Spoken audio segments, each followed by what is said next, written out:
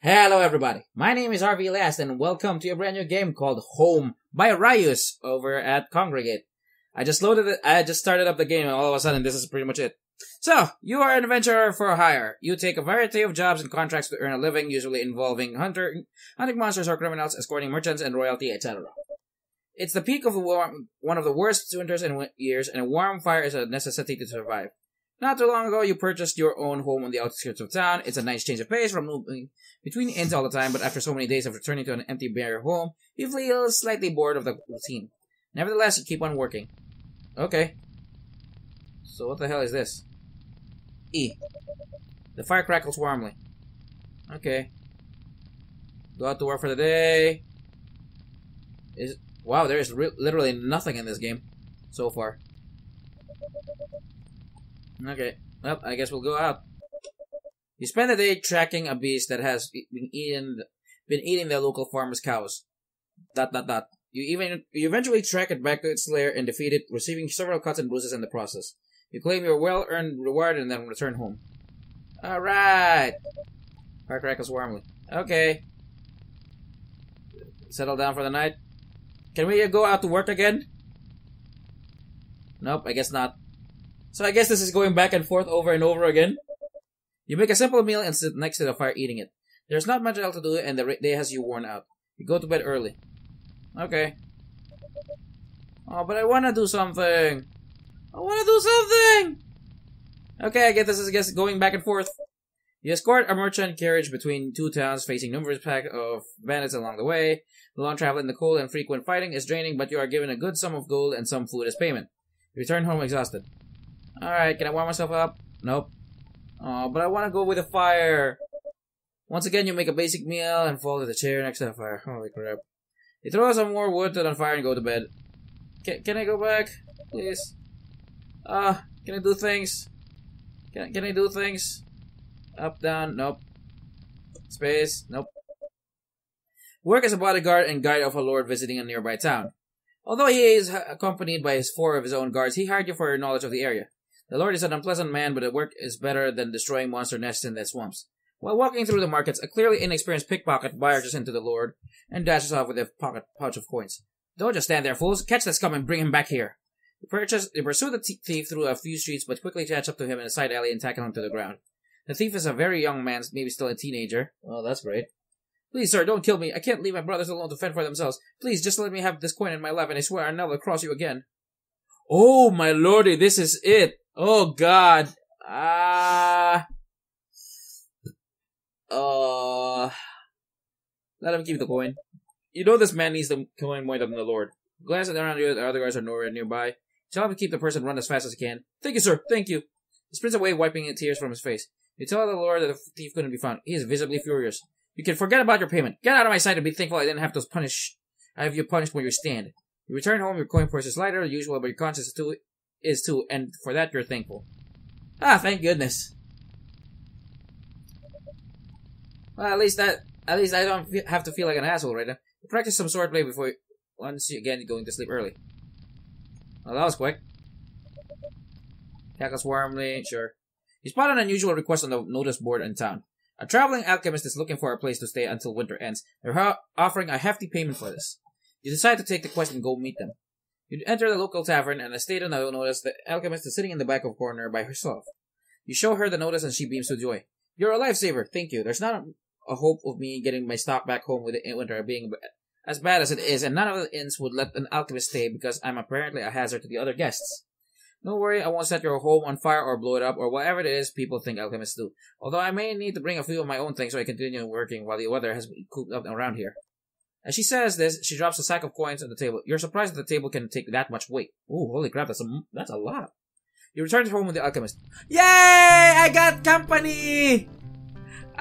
company! Woohoo! Thanks for letting me dump my stuff in here. Besides, oh my god, the volume! Ah! Volume! Thanks for letting me dump my stuff in here. Besides, this place seems like it needs more life in it anyway. You really don't spend a lot of time here, huh? No, I don't. Yay, I have company, guys! Hee. Oh, I can only talk with her once. Got it. With the alchemist's help, you make some dinner and the two of you sit next to the fire and eat it. You both talk about work and the weird people and places you've encountered as a result of it. For the first night in a long time, you spend much of it laughing and talking cheerfully. Yay! You're surprised when you realize how late it is. You help the alchemist unpack the last of her belongings, and after showing her to her room, you head to bed. Yay! I have a companion! Morning! Heading out this early? Here, take some of these with you. They're much better than those mass-produced potions you've been using them before. Now. She hands you several vials of healing potions and medicinal bandages. Yay! Can I not talk with the fire anymore? Damn it all. Alright, whatever. Let's go. You take a job as a courier for a nearby town smith, delivering weapons and armor to the city. It's long work and traveling through the mountains of snow to get from town to the city. It just makes it worse. After returning from the deliveries, you go to claim your payment from the smith. As you enter the shop, you see the smith talking to his daughter, a somber look in his face. When he sees you up in the doorway, he urges his daughter to go upstairs. You can tell from here that she's unwell. Her skin is snow white and she seems to be breathing slightly heavily. She rushes upstairs at her father's urging. Welcome back, friend, the smith says, smiling warmly. You're here for the payment, I'm assuming. Just give me a second while I find the pouch. While he searches for the coin pouch, you think about the daughter feeling worried. Ask about the daughter. You mention how his daughter seemed unwell and ask if there's any way you can help. His expression darkens for a second before returning to his usual jolly smile. No, there's nothing. No, there's no problem. She just caught the flu, it seems. Nothing serious. That is serious in this time and age. I'm just saying right now. He hands you your payment and bids you farewell. You return home worried about the smith and his daughter. Can you craft anything for me? Welcome back. I hate to ask this, but do you think you can help me make some potions later tonight? I have a pretty big batch order I need to fill up for tomorrow. Don't worry, they're only basic ones. I'll show you how to make them. Yeah, sure. Sure. Can we do it now? Are we gonna do it now? No? Okay, fine. I guess we'll just do it later. You spend the night helping the alchemist make batches of potions of various kinds. You learn a lot about alchemy in the process, and you place the boxes of new potions in the alchemist's carriage outside. You remember the smith's child and ask if she is able to cure illnesses. According to her, if the sickness hasn't advanced too far, then it's usually possible. You clean up the leftover ingredients and apparatus while talking about the day's work and then go to bed. Alright, you're heading out now? I'm going in a few minutes too. Thanks again for your help yesterday. Without you, I wouldn't have had time to even eat or sleep last night.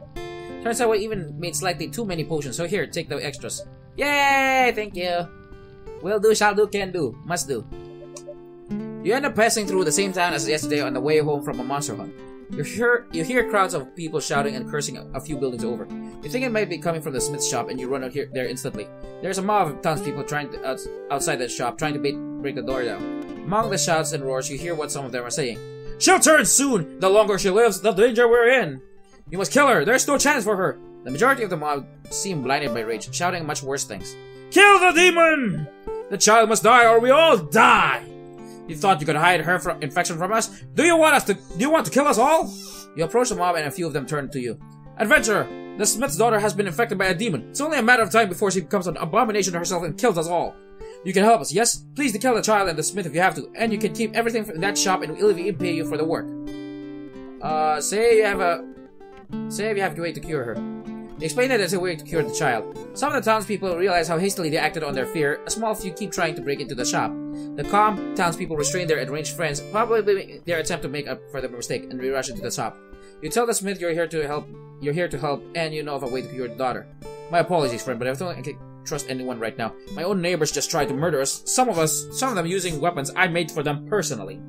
Yeah, that sucks. That does suck. As he says this, he looks at his daughter who's hiding behind the counter. She seems barely conscious. The smith sighs and picks her up in his arms. Oh no, I have no choice but to trust this isn't some trap. Lead the way!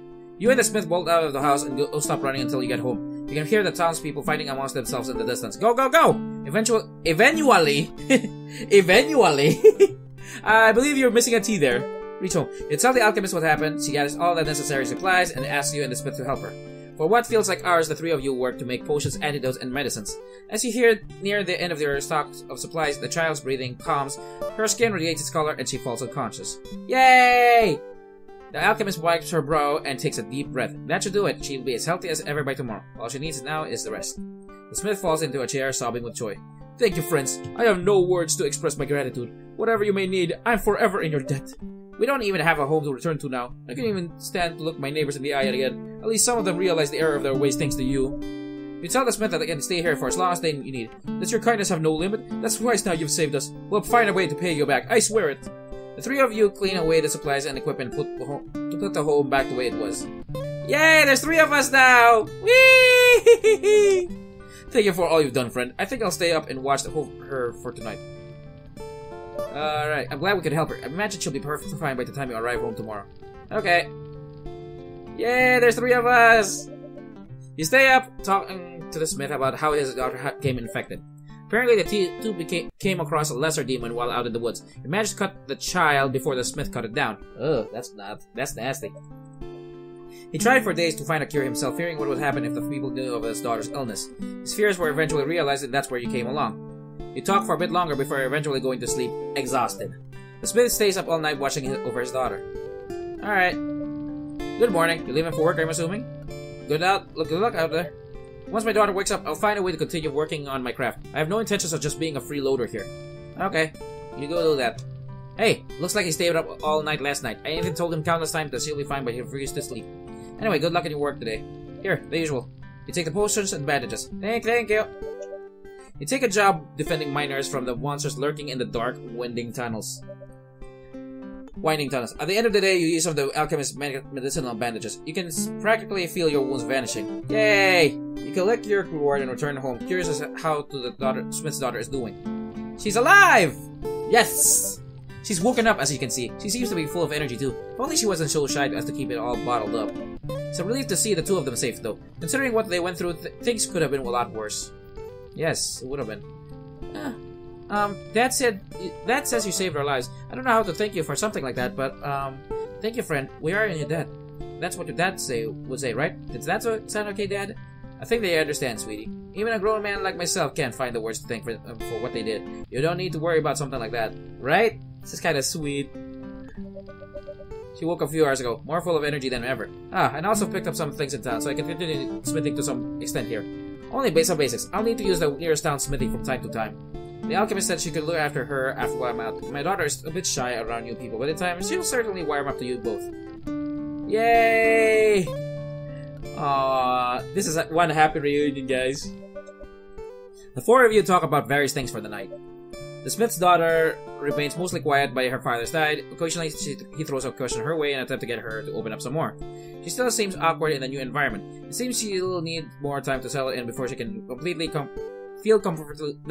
She can feel completely comfortable around you and the alchemist. Why can't I not talk properly? I'll be right back. Okay, I'm back. Sorry about that. Where were we? Oh yeah. The smith's daughter goes to sleep early, and you and the others follow suit a few hours later. Alright, we're back.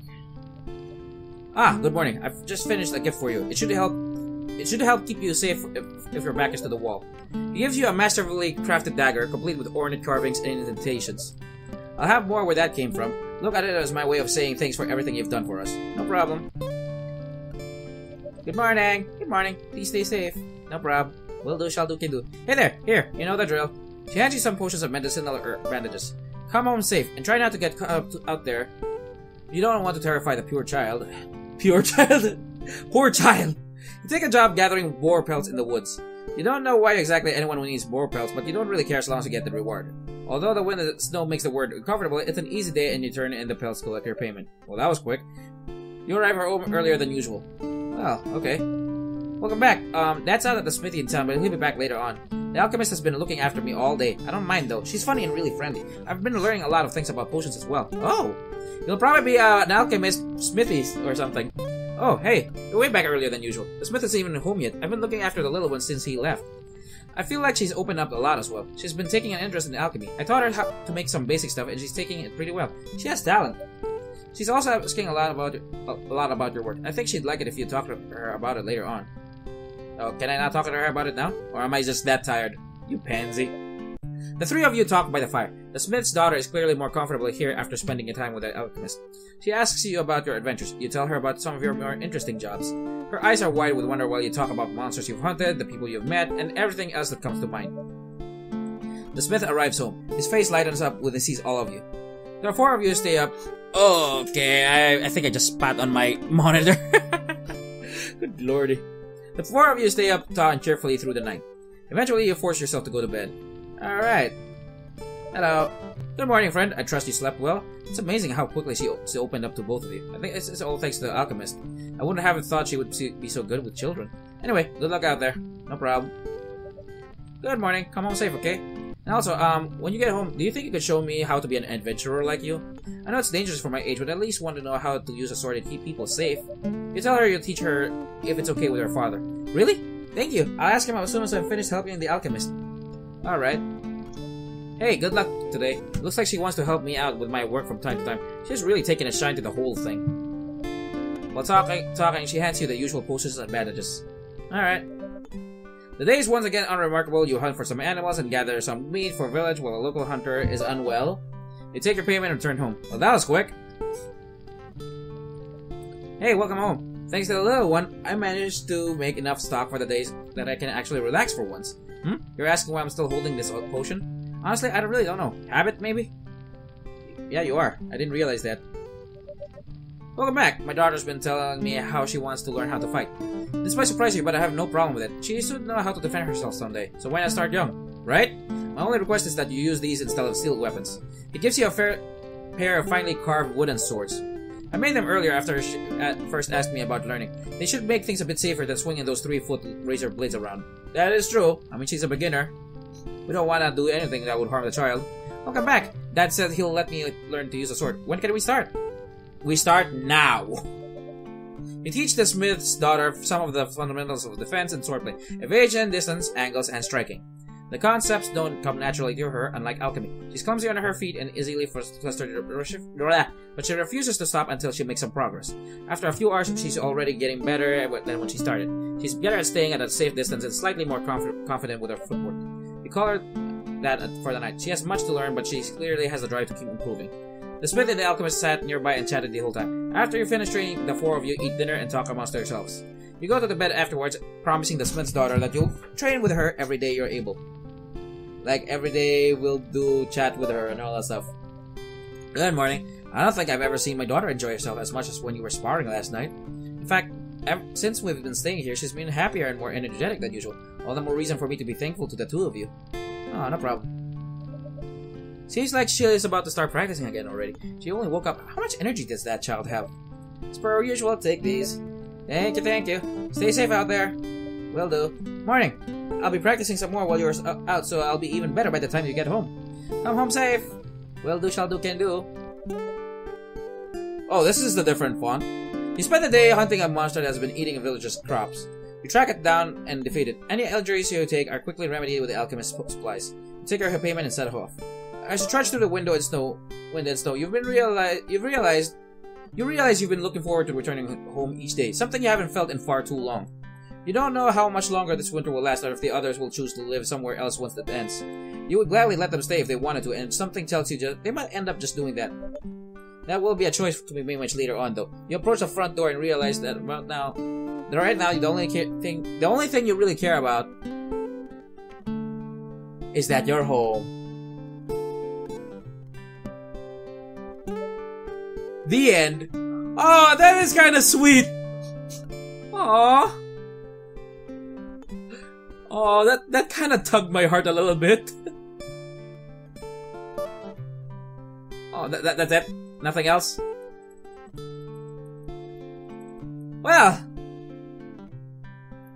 that was pretty interesting. That was sweet, actually. Aww. Looking forward to going back home each day, every day, for the rest of their life. Oh man, that was pretty sweet. Alright guys, I didn't think this video was gonna take this long. So thank you guys so much for watching. Check out the other videos I've done in the description down below, or at the annotations at the end of this video. Like it if you like it, dislike it, comment, subscribe. Push every single button you see down there. And I'll see you guys in the next video. So long, bye bye! Yeah, only aerial attacks. Oh god, oh god, oh god, oh god, oh god, oh god, oh god, oh god, oh god, oh god, oh god, I was not looking. This is the only crowd control attack she has. Basically, object of the game is simple. Keep clicking things until things work. It seems to be a really good moral lesson in life. Oh shit.